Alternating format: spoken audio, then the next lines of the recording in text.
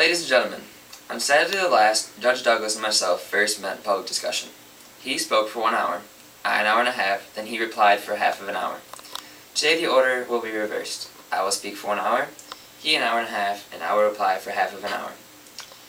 As to the fugitive slave law, I have never hesitated to say, and I do not now hesitate to say, that I think, under the Constitution of the United States, the people of the southern states are entitled to a congressional fugitive slave law.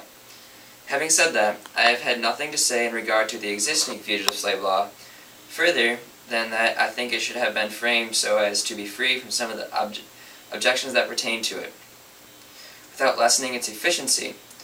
And inasmuch as we are not now in an agitation in regard to an alteration or modification of that law, I would not be the man to introduce it as a new subject of agitation upon the general question of slavery. In regard to the other question of whether I am pledged to the admission of any more slave states into the Union, I state to you very frankly that I would be exceedingly sorry ever to be put in a position of having to pass upon that question. I should be exceedingly glad to know that there would be never be another slave state admitted to the Union. But I must add that if slavery shall be kept out of the territories during the territorial existence of any one given territory, and the people shall, having a fair chance and a clear field, when they come up to adopt the Constitution, do such an extraordinary thing as to adopt a slave constitution, uninfluenced by the actual presence of the institution among them, I see no alternative. If we own the country, but do not admit it to the Union. In regard to the abolition of slavery in the District of Columbia, I have my mind very distinctly made up. I should be exceedingly glad to see slavery abolished in the District of Columbia.